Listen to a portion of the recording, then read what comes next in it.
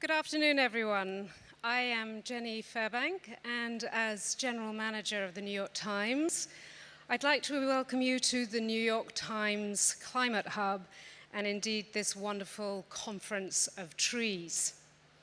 Over these next few days, the Climate Hub will be home to influential business leaders, to policymakers, to innovators, scientists, and multi-generational actors, all joining forces with the wider community here in Glasgow to debate, to discuss, and discover actionable climate solutions together. Before the session kicks off, and I hand over to my colleague Catherine Benhold, I wanted to take a moment to thank Bain & Company for sponsoring this session, and in particular to Jenny Davis-Picou, who I'd like to welcome onto the stage.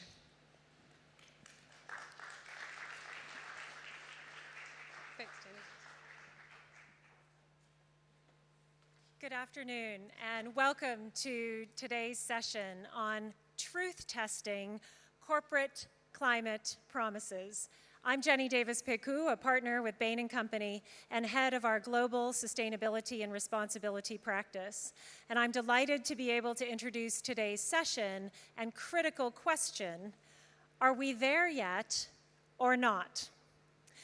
We have seen a raft of corporate climate commitments over the past days, weeks, and months. Over 2,000 companies have signed up to science-based climate commitments, for example. Even here in Glasgow, the dialogue is already moving beyond commitments such as net zero to concrete practical actions such as ending deforestation or controlling methane, the kind of specificity which brings hope. But if you dig a bit deeper, that may give you a moment for pause. Only half of those companies who've signed up to SBTs have yet to set actual targets. How many of them have concrete roadmaps to achieve those commitments is not transparent. And Bain & Company research shows that only 7% of planned sustainability transformations fully achieve the commitments that they set out. Does this equate to greenwashing? Not necessarily, because our research also shows that setting a bold commitment can be an important catalyst to spurring more ambitious action, and that companies that start taking action often find it gets easier and easier to make real progress as they go. So I'm delighted and excited to hear the stories of our panelists. We need commitments, we need actions. How we get from here to there, I think we'll start to hear a little bit more about that. So without any further ado, on to the panel.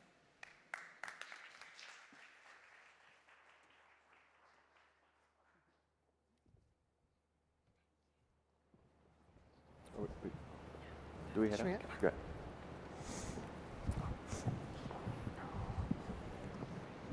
Jennifer, if you want to sit there. Ryan, you could just. So in your programs, this panel is called Truth Testing Corporate Climate Promises. And when I was reading over that again this morning, I kind of had Greta Thunberg in my head saying, blah, blah, blah. So I'm going to rename it. You know the old journalist motto, first simplify, then exaggerate. We're going to make this the activism and greenwashing panel. We have 3 very committed climate activists on this panel, and who they are says a lot about the moment we're in. We have a veteran Greenpeace activist, Jennifer Morgan, who only recently took her kayak to block a Shell refinery to call out the company's greenwashing. We have an activist hedge fund manager, Chris James, who took on big oil by mounting a shareholder rebellion at Exxon, and he got 3 climate-friendly directors onto the board.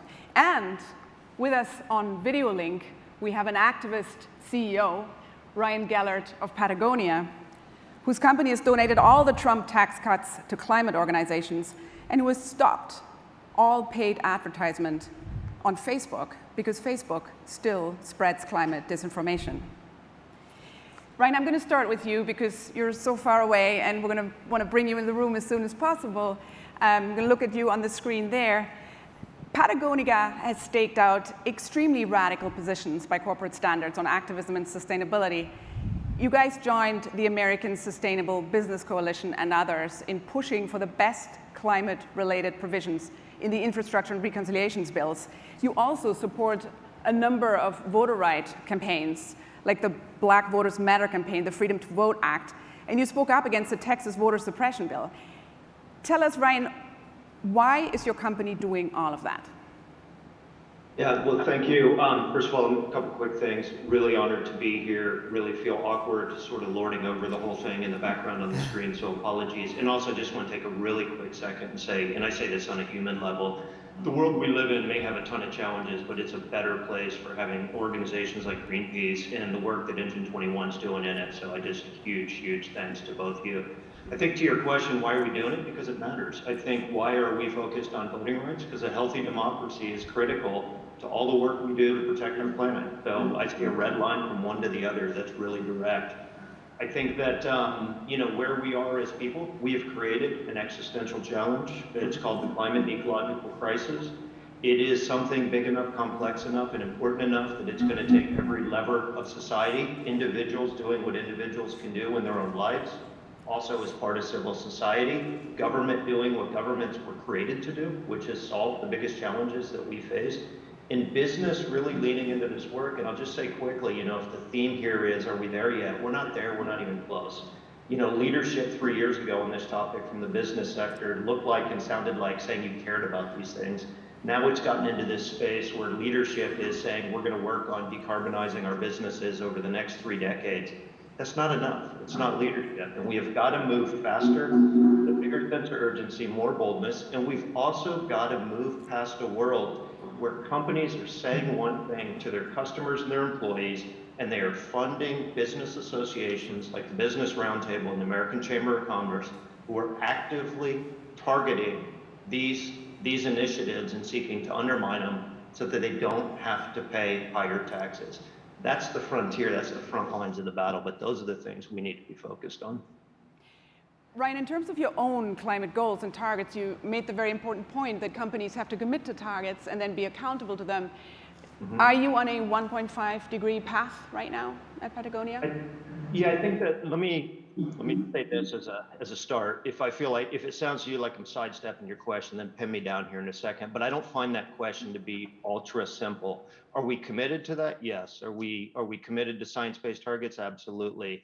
I think we have a math problem, and I think the math problem that we face at Patagonia is similar to the math problem faced by every other company out there that makes products and that is concerned about just using offsets as the solution. So we'll pollute here, we'll offset there, and the math works itself out, and we're carbon neutral, 1.5 degrees. That doesn't work. And so I am not here to criticize the notion of offsets. I certainly believe when capital flows to nature-based solutions, that is better than the alternative, but I don't think it's enough. So I apologize for a complex answer to a simple question. We're committed in spirit. We know what our footprint is. We know what the levers are. We're working hard on those things. And I can't tell you today, particularly with that point of view on offsets, what that's going to look like. What I can tell you is, in addition to us working hard on it, we're going to continue to be as transparent as we can be in sharing the learnings and the challenges along the way.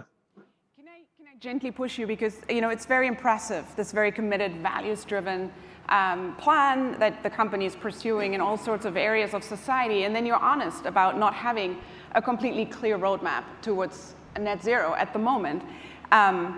So, there's a question about all this activism. What are the real results of what you're doing in those various areas you discussed? It certainly earned you an A on Greenpeace's, U.S. democracy scorecard. That's great in real terms and also in PR terms. And so, just to sort of play devil's advocate here, as we're trying to get our way through greenwashing and how to detect it, is there an element of greenwashing, or could there be an element of greenwashing in all this activism at a time when you don't yet have a clear roadmap? to 1.5 degrees? Well, I think we've got a roadmap. Let me make sure that's not lost. We have, and all this information is listed on our website, we have a very clear sense of our footprint, not just aggregated, but what the composite parts are. We have taken many steps to reduce it. They're the easier and obvious ones that put us in the similar camp to everybody else, renewable energy and all of our owned and operated facilities, and. What we acknowledge is that 93.5% of our carbon footprint is in the products we make. And the products that we make are, the cut and sew piece is probably where people's heads go, but that's really not it. The transportation piece may be also where people's heads go. That's not really it either. It's the mills, and it's the energy efficiency and the source of energy for those mills. And so we're funding work in partnership with our mills to help understand what is both the energy sources and the levels of efficiency within those mills so that we can partner with others and create a carbon insetting program that really drives reductions in carbon emissions. I think, though, the question you're really asking, and excuse me if I reframe it a different way, is how do we know all this stuff's not bullshit? How do we know you're really seriously committed to this? And I think, number one, people are absolutely right to be cynical about everything they hear out of business, including ours. And number two, I think the only advice I can give anybody to separate, to find the signal within the static is look at the body of work and draw your own conclusions. So I'm not here to defend and say that we are this or we're not that. I just welcome people to engage in the dialogue and form your own opinions. But that suspicion and cynicism, I think, is foundationally important. Jennifer, I'd like to bring you in at this point. You've been calling out businesses for greenwashing for years, I should say. You're the executive director of Greenpeace International. And, I was struck by this report that Greenpeace put out, Words versus Actions, where you found, and this is focused on the fossil fuel companies, which is a very different animal to Patagonia, of course. Yeah, but, 6 in 10 adverts of European fossil fuel companies included greenwashers. I mean, the majority.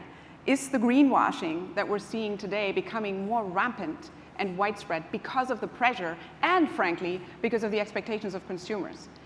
How is it worse now than it used to be? I think there's always been greenwashing, that's for sure. But I think what we're seeing is that as the climate emergency becomes more and more real around the world and the impacts are hitting, and as society, movements, youth, start asking those questions, you're seeing pressure on companies to say they're moving towards net zero or they're doing something, and but yet they're not yet internalizing what that really means and setting forth a real plan that's real. I appreciate the honesty of Ryan of the challenge of it, of trying to get there. And so what we think is really important as consumers is that there's a big fraud that's going on. And so, like we had with tobacco, what we're now working on within Europe is a citizens' initiative to get ads from fossil fuel companies, not only, but also auto companies, banned in the European Union. So we're looking to collect 1 million signatures to take to the European Commission, bring the people's voices into the Commission, and look to have that kind of banning, because we think that the disinformation is so damaging. And we need to remove the social license of these companies. And they're very good. I mean, we should probably come to the offsets debate, actually, which is a big one here, in sounding like they're quite good in shell of going to net zero, but it's really about planting trees somewhere and continuing to grow in their fossil fuel, in their fossil gas. So I think on the one hand, you can see, okay, backs more against the wall, we need to do something. But now is the moment actually to look behind the curtain, have that precision, that transparency, and also to have the accountability. And I think one thing that happened here in Glasgow was that the UN Secretary General, in his speech, said that he's setting up a group of experts to start looking at these private, voluntary initiatives because they've gotten out of control. And we welcome that, of course, and I think we need actually to move to mandatory initiatives and commitments from companies, not just voluntary initiatives, because those voluntary things are very hard. And Greenpeace and other NGOs, it shouldn't be our job to be chasing after these companies always to try and call them out. That's a lot of effort that the government should come in and make clear that if a government or a company has taken that claim, the claim is real. Or if a company has a net zero sticker on its product, well, it's not all about offsetting. in dodgy projects. And that's where we need to get to, because we're in a climate emergency. We have no time for these offsets, and we certainly have no time for greenwash. So the precision is incredibly important behind these types of commitments. So who is best placed? What I'm hearing you say is, consumers can't be the one, not even NGOs can be the ones to hold these companies accountable. I mean, it's just, there's too much of this greenwashing, really. So who is best placed then? Is it employees? Is it investors? Is it governments? Is it all of the above? Where do you see action needed? And actually on this banning ads campaign, which I think is really resonant, for those of us old enough to remember when you could still smoke in bars, and even, coming from Germany, remember, I mean, we still have tobacco ads, believe it or not, it's crazy. But is there momentum behind that campaign? Do you think that that is actually conceivable, that you will get this done?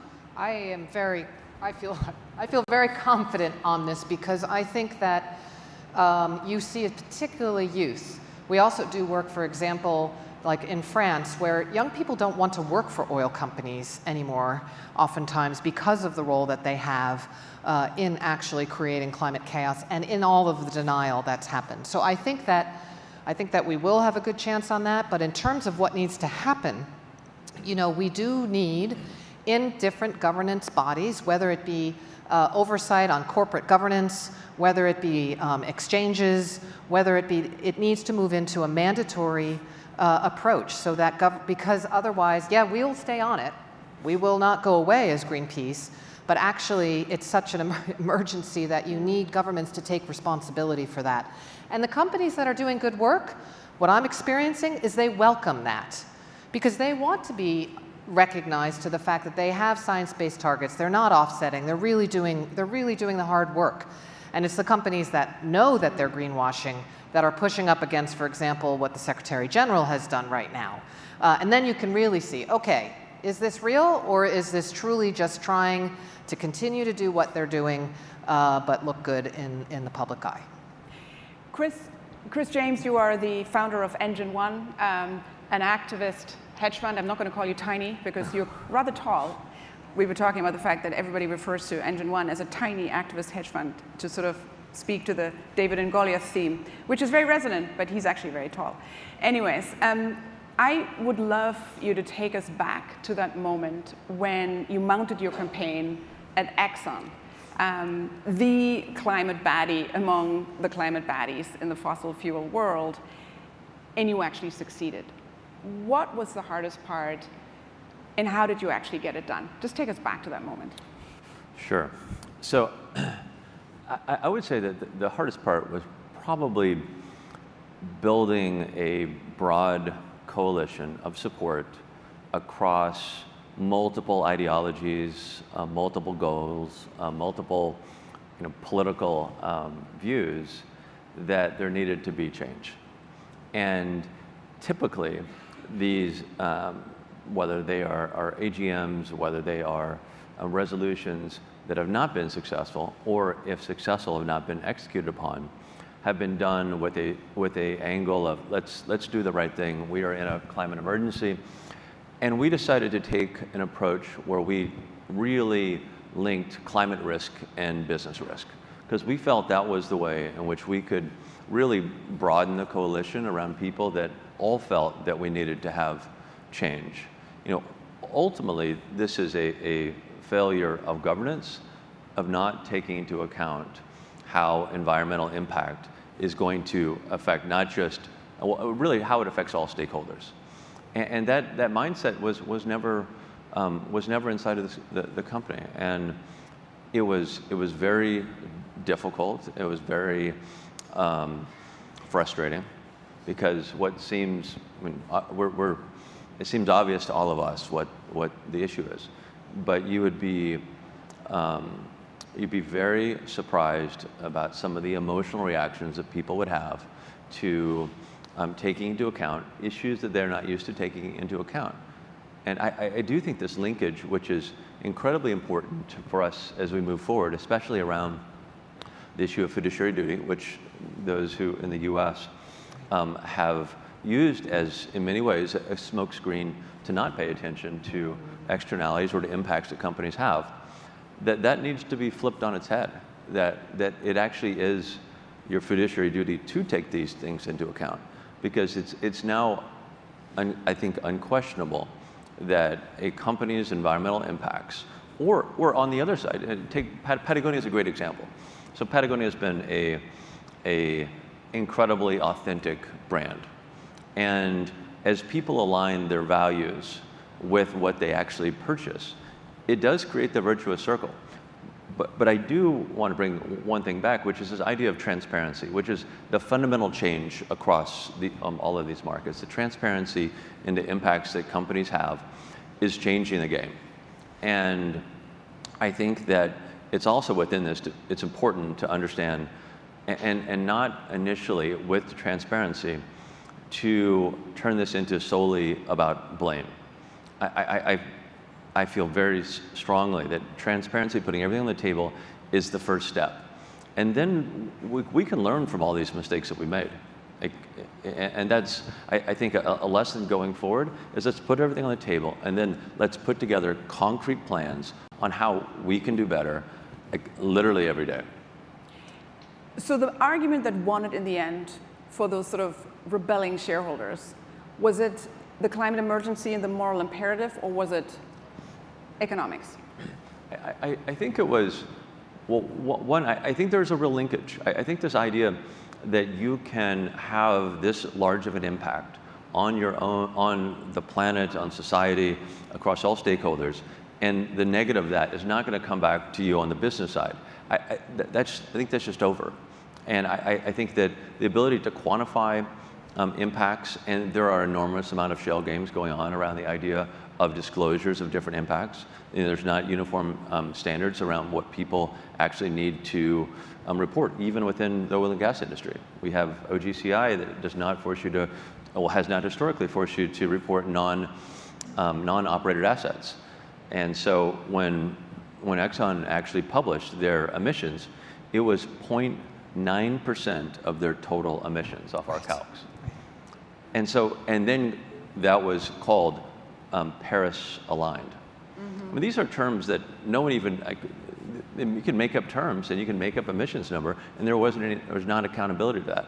But ultimately, I think what shareholders were able to see was that this was, it was part of a plan to obfuscate the reality of the emergency that we're in, and that ultimately what they needed to do, and what all of them have, all the oil and gas companies have to do, is what is their strategy? What role are they going to play in the energy transition? Because it's here, and if you don't have a strategy, we know what happens. We have Eastman Kodak, we have Xerox, we have, you know, a lot of companies that have ended up in the trash heap. So this is business risk. Ryan, we were talking earlier with Chris, and he told me that Patagonia apparently said that they won't make any more fleeces, you know, for investment companies because you couldn't trust investment companies. So I'm wondering, would you make a branded fleece for Engine One? Yeah, I think, you know, it's funny. That's actually not accurate and misconstrued, but it seemed to get a life of its own. The reality is this: we have a program where we sell branded products to corporate companies. We do have guardrails about what we sell. Financial institutions is not one that we've deliberately said we don't sell a product to. But what we did do is restrict the program, because what we realized, you know, one of the most important things we can do as a clothing company, and let's call it what it is, we're a consumer goods company. We make product that people want, people like, but they don't necessarily need to survive. So when you can get honest with yourself about the business you're in, and you say, well, how can we contribute internally and externally? One of the things we feel like as a clothing company we've got to do is partner with our customers to help them keep their product in use as long as possible. And one of the things we realized with corporate sales was that when you put a logo, whether it's a financial company or another company, on there, and you give it away as gifts to employees, and that employee leaves the company, they're probably not going to wear it anymore, and nobody else is probably going to wear it. And so we've rethought how we do that. And I think that's, you know, yes, we have groups we do and don't work with, but I think that story has kind of spun out on its own. Long story short, yes, Chris, happy to. Chris, you just need to get your own. I'm sorry, just buy your own. But Ryan, to the point, because it's interesting, we often think about greenwashing as a kind of challenge for consumers and governments looking at the corporate sector trying to achieve these climate goals. But of course, you as a company trying to achieve these goals, you need to do your own fact-checking on greenwash among your suppliers, among your investors. How do you do that? And is it difficult? I was talking to one of your assistants, and she was saying, yeah, finding a bank that we feel comfortable with ain't easy. Well, a couple things. One is you mentioned investors. We actually don't have any. Relative to suppliers, we have many. So that's a real topic. I think the short answer is we have long-term relationships. We have really clear standards. I'm a big believer in the old Bedouin saying, trust in Allah, but tie up your camels. So, validate what you hear and do that in partnership to the best of your ability, but validate. I think the other point is, you mentioned, banks. And I think that the wrinkle there is actually something that we've been talking about a lot, making some movements on the last couple of years, which is a broader definition of our supply chain. Moving past just thinking about our business as something that's got voice, it's got people, it's got community, it spends money, it does all these things. And so our supply chain is not just the organizations that we partner with to get our product made, it's also our paid advertising and how we communicate. It's the financial institutions that we work with. So we've gone through a multi-year exercise of looking at ingrading the financial, the big bank landscape. And unfortunately, I say big bank because we're a global business. And so there are some really, culturally aligned smaller banks, mission-led banks, but they just can't handle the complexity of our business. So we've made changes, and I won't name names here, but away from some historical long-term banking partners towards those that we feel like are more ambitious and more aligned with our values. It's consistent with why we have also stepped off of paid advertising on Facebook and Instagram, along with many in July of 2020. Unlike most, we never went back. And if they don't change from where they're at today, we never will go back. And I feel like that's a responsibility we have as we apply to ourselves a broader definition of what is our supply chain.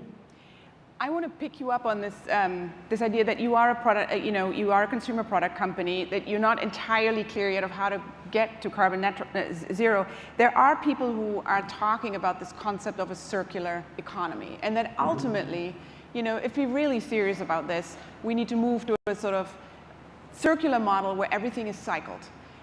Is that something you guys think about internally? Are is this something that you would like to achieve?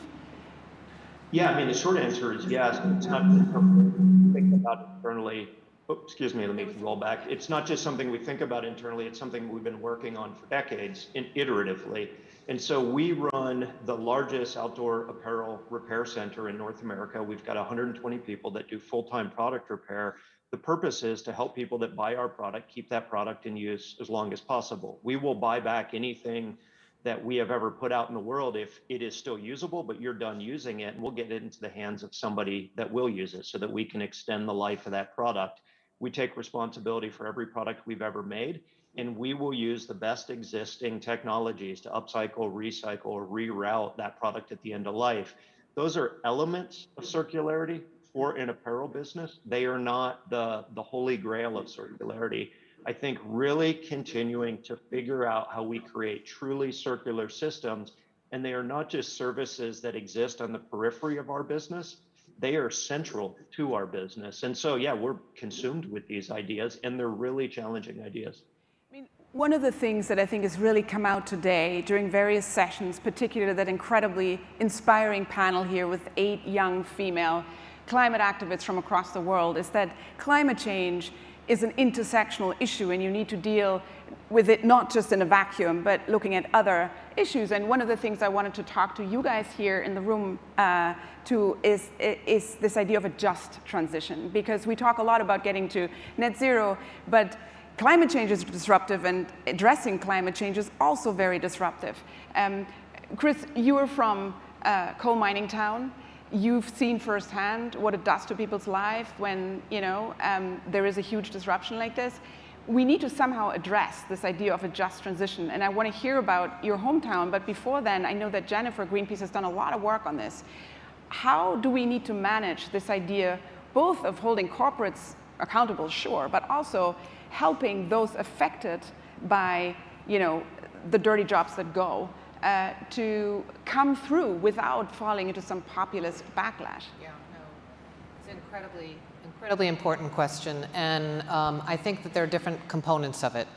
So I think first of all, and Greenpeace believes and is advocating there's no climate justice without social justice. And that means, first of all, that if you are out there advocating for a phase out of fossil fuels, or I would even say of deforestation, because this isn't only a fossil fuels issue, it's actually the entire economy and the people, the workers who are in those jobs, that they need to, first of all, be at the table. So when these things are being discussed. So what Greenpeace has done in some places, or wherever we can, is if we are able to be at the table, we make sure that we're working with labor unions or who are representative or worker organizations, but also that there is, I mean, the just transition is there so that it's incredibly challenging, but that a person who is working currently in a fossil job, they have the training to be retrained if they can be, that the health and social benefits remain. And that's easier in a place like around Europe than it is, for example, in the United States, where your health insurance is linked with your job. So, but really looking out for that. And I think also looking at who pays for this, right? And we think that it shouldn't be the public that pays for it. We think it should be the companies that have caused, it's caused the need to be moving to a just transition quickly. Who should pay for it? And that needs to be something that comes together. We are actually in Scotland. We've done a number of interviews and are working with unions of oil and gas workers. And their main concern, of course, is their families and how they're going to move forward. And they're very open to sitting down and talking about this and trying to figure it out and looking where they can maybe be reskilled and their families. But it's obviously, and you can speak to this much more deeply than I can, so I don't even want to pretend, but a very big thing. And then I think if you add on to that the dynamics between developed and developing countries, right, which is a big topic here, and equity. Right, and so if we need to move forward, since we need to move forward and phase out fossil fuels, and also not have any new fossil fuels actually developed, which is what the International Energy Agency is saying, not Greenpeace, right? In order to have 1.5 stay within sight, then what countries are looking for are commitments from developed countries in order to then have the financing go into and the support go into the development of renewable energy, the development of a different alternative energy system, or if you're in the Amazon, local loggers who can have a different respectful set of incomes. And I think that is it's just a massive issue. And the trust deficit right now, I think, between North and South, but also between governments and companies and workers is huge. And this has to be filled because otherwise, these issues are all connected. The system that has created climate chaos has created social inequities, has created systemic racism. And so we need to be looking across the board, and we're very committed to do that, and it's urgent. It's just urgent that happen. I'm going to just let Chris speak to this, but just get your questions ready. I'm going to open up for questions in the room. And also, if we have any virtual people out there watching the stream, you can file your questions and we will take account of them too. But Chris, I'd love to know, this urgency that is so clear here in Glasgow right now, what does that urgency mean in your hometown when you take that imperative to change and transition back? What do people tell you, and what do they need to hear in order to buy into it? Well, climate risk is something that you worry about after you have food on the table. And I think there was a huge gap between the coasts in the United States and the Midwest. And it wasn't just a function of fossil fuel production, it was a function of offshoring that in many ways was simply environmental arbitrage. You don't have an EPA, of course it's going to be cheaper. And in the area in which I grew up, we had factory moved to Mexico. We had all the coal mines shut down after the Clean Air Act, Part 2. And we saw the retraining programs there. You received 2 years of junior college credits and restricted to what you could actually do. And the town population is down probably 40% from the peak. The 2 counties over, Alexandria County in very southern Illinois, 3 weeks ago in the Journal, it said it was the largest decrease of any county in America, 38.5% in the last 10 years, shrink of population. And these are real impacts on people's lives, and they're not going to understand, especially under the idea that we're doing this for the greater good when they don't see the positive impacts and no one really takes into account.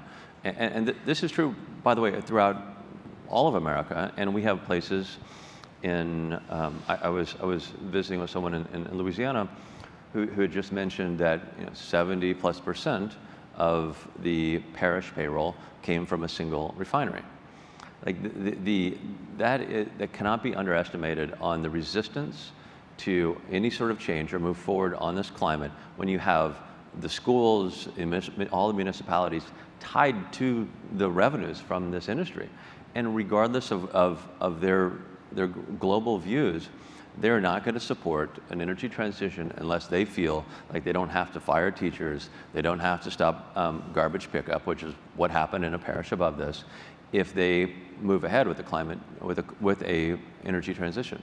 I think it's really striking. I mean, we have the same issue in Germany with the old lignite areas where, mines have been closing. And what the people will tell you is that, these old, dirty jobs were, in social terms, great jobs. They gave you status, a great salary.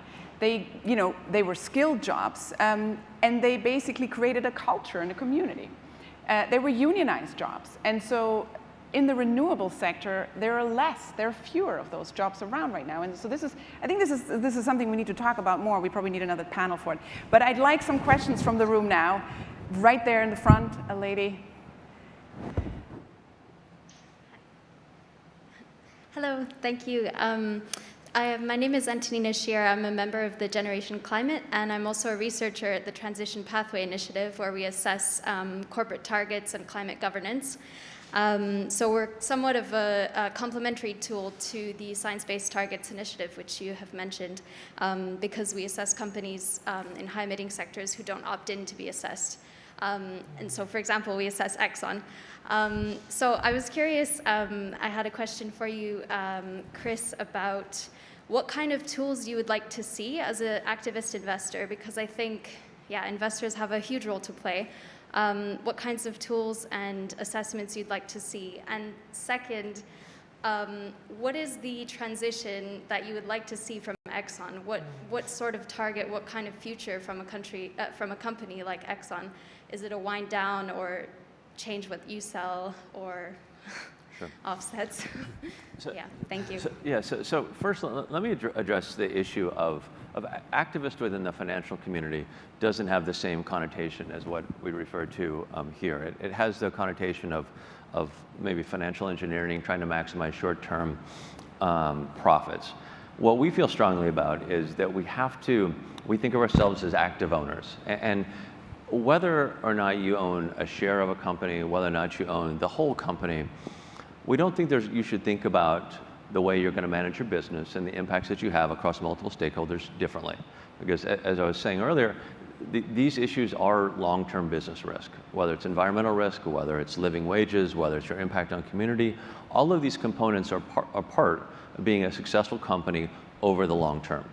So the first thing is setting across resetting duration for what success looks like, and I think this is going to be true for Exxon as well as it is for multiple companies.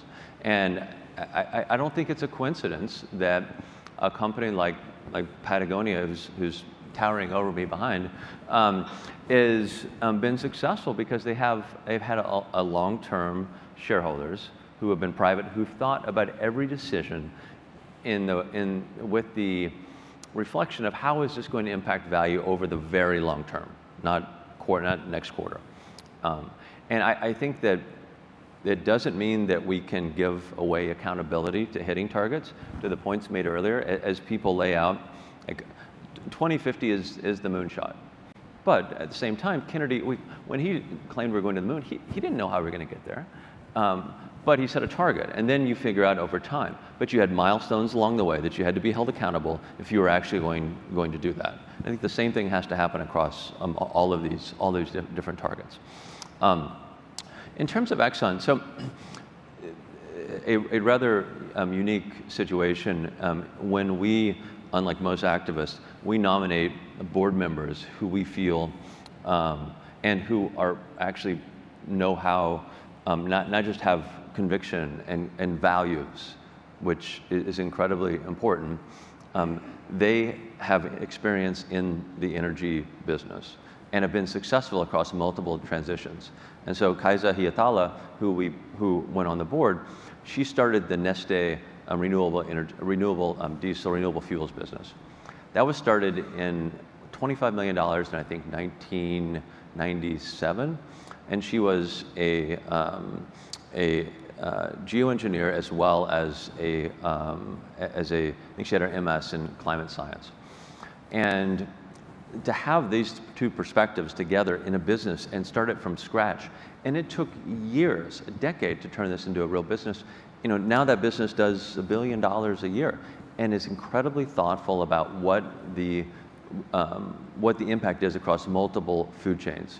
And that sort of like long-term vision is what, remember Exxon invented the lithium-ion battery. They learned how to scale solar. This is a company that has enormous amount of engineering talent. How they're going to be successful in this transition, I think first is accepting it's going to happen. Second is laying out your strategy. Like what role are they going to play? And I think that's hopefully the discussions that are going on right now. But I'm not privy to those actual discussions. But we hopefully this is what's going on and across multiple oil and gas companies right now. But will you, if I may? Yeah, go for it.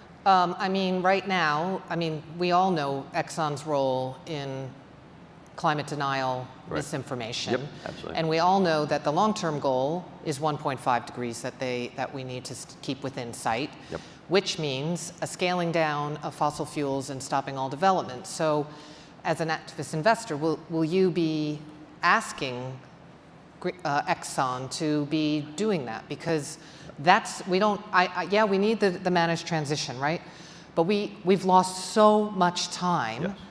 So much time, thanks to Exxon and others, which I know isn't your responsibility. So I just want to make that clear. But where do we go now, and how can you? What are you expecting from them now? Are you that 1.5 degree target? Is that what you're in there on? I hope. Well, I'll break it out technically, and I'll break it out big picture. Okay. So technically, we feel the biggest thing that can be done that is incredibly easy, and it's frankly ridiculous that it hasn't happened, is on the methane targets. So I think about methane, and this may be right or wrong in other people's view. I figured that if you can reduce methane emissions by, I don't think the 30% target over a decade was aggressive enough. I think you reduce methane emissions, 50 to 70%. You buy yourself a couple 0.2 degrees. So that's why I'm slicing the pie here, because I do think that we have to do this first, and what the strategy is ultimately for this company. I think ourselves and I think other asset owners are going to have to hold them accountable to hitting these targets. And how that happens, of course, with us is it's a broad coalition of support. What can we get a broad group of investors to agree to that the companies can do? While, and it may be multiple different strategies. I personally don't, I think it's very hard for off the available renewable strategies to be wildly successful and scalable inside an oil and gas company. That's my personal opinion. I think it's very interesting, and I think we should continue this discussion. One thing that I heard you say, that there's a huge difference between the long-term and the short-term perspective, and of course Exxon still has a short-term perspective, but we know that Exxon has been lobbying until very recently. Absolutely. We know from the New York Times, from my colleagues at the New York Times, that they've been lobbying to undermine the And Biden. Greenpeace UK on Earth that exposed it. You can imagine when we saw that, how it was remarkable. So I mean, I think, because I want to get one more question in, I mean, the one thing I would say for all these CEO proclamations of being green and, pro 1.5 degrees, I think we should take those statements and then map them against where the lobbying money of each company goes. 100%. Because then you will know what is 100%. real. I want to get one final question in, and I'm just going to take that extra minute, even though there's a big fat red zero. How much more? Oh, we've got 10 more minutes. Unlike in the climate crisis, we're getting an extension. Okay. So one thing. So we can talk about how methane is a short-term thing, but actually, if you were to phase out, that would be a really good thing. Yeah. If you phase that all. Yeah. So I think. Anyway, you need to get a question. Let's get another question going, and then we'll keep the juices flowing. Okay. We've got a mic down there. Perfect. Hi. Thank you all for taking the time to speak with us today. My name is Kiki Velez, and I represent the Natural Resources Defense Council. I'm based in the SF office. So I know we all agree on the fact that companies need to reach their carbon goals, and it's so important to achieve emissions reductions. But I also want to be cognizant of the fact that not everyone can afford to buy all of their clothes at Patagonia or likewise sustainable companies. So I'm interested to hear from the panelists on how we can balance emissions reductions in the near term with affordability and accessibility of goods for all communities, including low-income communities and communities across the world. Great question. I think, Ryan, maybe, do you want to take that? Yeah, I think it is a great question, and I think that one of the things that is, and this may sound, I hope this doesn't ring through the wrong way, which is, you should be willing to pay a premium for everything because it's made better otherwise. But I think there are these notions of true cost of things. And, probably the one industry I can speak to on this with a bit of credibility is the apparel industry. And I think the notion of taking responsibility for how you make things, the materials that make them, the footprint of that product, the relationship that you have with your customers and servicing that on the back end, so that product is truly an investment for decades, not something that you use 3 times in pitch. I think you start putting a different cost structure to it. But I think ultimately the point of, and you look at electric vehicles, I think up until recently, that's been another great example. Teslas are outside of the price point for a lot of people. And so unfortunately, in some ways, the classic stereotype of people who are left-leaning and progressive is they drive Teslas and wear Patagonia. And I don't think either us or Tesla should be real impressed with that. I think that we have got to figure out how in all of these sectors, all of these products become pervasive across price points, and we move away from an environment where you have to make tough decisions between price and affordability and the quality of something. So, I think it's a great question. I also just think it's important that we all remember that the people who can't afford a Patagonia jacket or a Tesla car, yes, they might be driving a diesel if they live in a structurally weak area outside of an urban area with no public transport. I bet you their carbon footprint is tiny compared to anyone who can afford a Patagonia jacket. So that's the other side of the coin, I think. Yeah, the other thing, though, is that this is also a policy question, right? Because the thinking that, okay, if we're going to shift into zero carbon or other sustainability issues, and therefore any costs that are going to come to any companies then gets passed on through to the consumer, whether it be on electricity prices, whether it be other higher costs is a false dichotomy. You can, and this is a policy issue, and it gets back to thinking about the social issues and the environment issues together, create a policy. So back in the day when Australia had a sane and reasonable government, it was a short period of time, but it did happen. Sorry, but the Morrison government is just, anyway, I won't be able to be distracted. They set up a policy where when they put in a carbon tax, half of the population didn't pay taxes at all, right? And there are other ways that you can be creating either funds that can then be redistributed to people, but it has to be thought through together. And oftentimes I think lower income or those issues get left behind in the middle of it. And we will not make this transition at the pace and scale that we need if policymakers don't think these two things together. It's a great question. They're going to have to be open to raising taxes and redistributing some of the money that the revenues that they're getting to the low-income people, or pricing carbon in a way that then the revenues can be redistributed. I mean, it's... Billionaires could pay a little bit more, I think.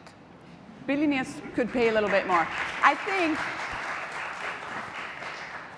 We're done? I have time for one more question. Oh, Sophie, you have a question. Okay, I'm going to bundle 3 questions now because I think we're running out of time. Sophie is going to get the first, and then I am aware of the back of the room that I've been neglecting. There is one on the left over there, which could take the question after Sophie. And then there's one over there. Perfect. So we're going to have to all remember those 3 questions. Jet lag. I was going to say you. Hi there, everyone. Thanks for a great panel. My name's Eleanor Misher. I'm a staff writer at The Drum. As a publication, we focus primarily on the advertising and marketing industries, so essentially the middleman between the public, the consumer, and the sectors like consumer goods, like Patagonia, oil companies, fossil fuel companies, and NGOs like Greenpeace.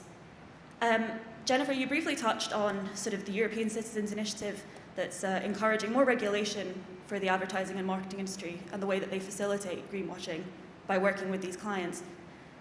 From any of the sectors, would you like to see more regulation, and what can the marketing and advertising industries do to be part of the solution and not the problem?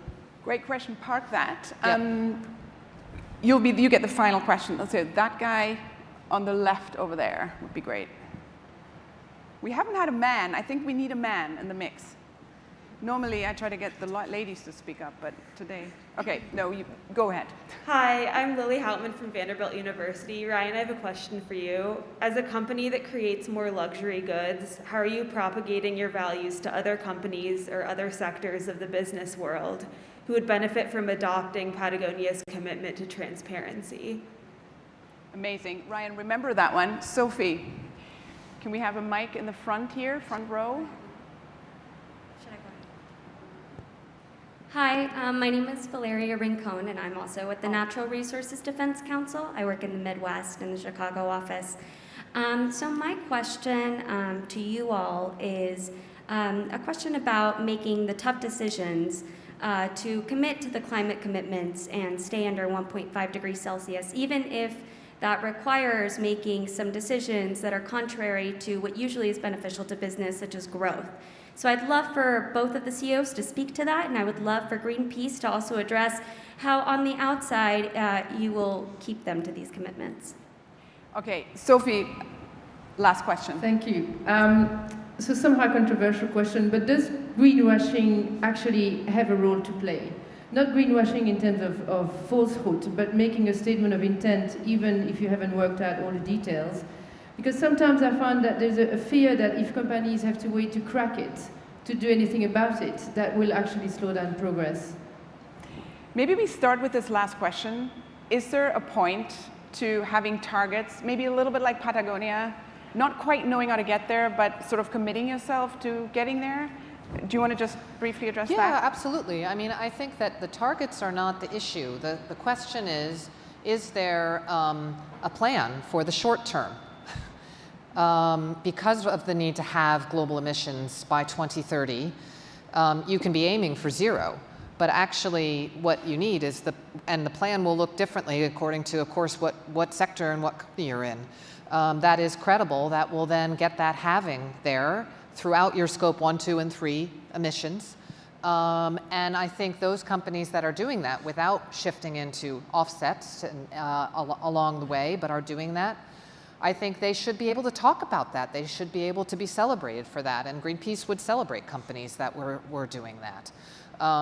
So it's not really about it's actually about what is being done. And the fact that there's so many science-based targets that don't even have a plan yet, the fact that they have so long to do a plan. I mean, come on, these are, there's so many resources out there to support companies too. So that would be my sense. And maybe just because it kind of flows on to the question about advertising and regulation. So I think on advertising, indeed, I mean, I think, look, we knew that tobacco companies were horrible for health and were killing people, and I would say fossil fuel companies and those that are associated with it, car companies, when we look at what's happening around the world on the climate emergency, are in a similar boat, and therefore will start in Europe of getting that ban. but I think it should go global. I think that companies that work with, I know right now, I think there's an effort on Edelman that they should no longer be working for Exxon. And so I think choosing who you are working with and making sure that you're not helping those companies greenwash as well, and just removing their social license so that a company can no longer work with either an institute or an advertising firm that is known as being sustainable or green. Remove yourself from those companies. Don't let them use your credibility to make them seem credible in society's eyes. Between Ryan and Chris, well, maybe Ryan, do you want to start on the question of transparency and Patagonia and how other companies could be incentivized? Yeah, I mean, I would say quick, well, sorry, I'm just going to jump in really quick on that last point. I'll push for something that I know is never going to happen, but I'll say it anyway, which is we should have truth in advertising standards for companies who, as I mentioned before, say one thing to their customers and employees, and then via their lobbyists or indirectly in quiet rooms with government say something different. Yes. It's bullshit. Let's call it what it is. We've got to move past that. I think to your point, or to the question here about how can we share best practices and things with other companies, it's something that we think about a lot and are very active on. And I would tell you, I think some of what we've done has been really productive and some of it less so. Good experiments, good intentions, not the results that we were looking for. We co-founded the Sustainable Apparel Coalition. I'd like to see them move farther, faster, particularly for the sector that we're in apparel. I think it's problematic and we need to move further and faster. I think being part of the B Corp community has made us better. And I think that's a community that is, for anybody out there in business, big and small, if you're not in the oil and gas industry, which I hope and believe is not unfortunate, is not welcome, given the business that they're in. I think that this is a structure and a community that is really, really important, and it's got real rigor to it and what those standards mean. I would say for us personally, we open source all of our technical solutions. We do it formally and informally. We do not want our competitive advantages to be that we figured out how to solve a problem and we're going to keep it to ourselves. So, we use the carrot approach, we use the stick approach where needed. We call people in, we call people out. But I think it is incredibly important to engage with businesses where they're legitimately interested in getting better. And then finally, I'm going to circle way back to a point Chris made earlier, because I think it's a really important one about blame. There is a place for blame. There is a role of blame for blame. There was also this sense that, agriculture is a really problematic sector. Yet there was a time when the solutions that we had engineered to feed people felt like great scientific breakthroughs. We have come to understand that they also have significant environmental costs. So I don't think it's just about blaming people that work in those sectors. I think it's embracing our current learnings and thinkings and solutions and being willing to pivot through them. So I just wanted to acknowledge that as well. I almost feel like this was a great final word to what was a truly fascinating panel. I hope you agree with me. The fact that we got a 10-minute extension, in fact, almost 15%, should make us feel very lucky. I think we're literally the only panel. So kudos to you three for keeping this audience captive, and thank you for a great audience with great questions.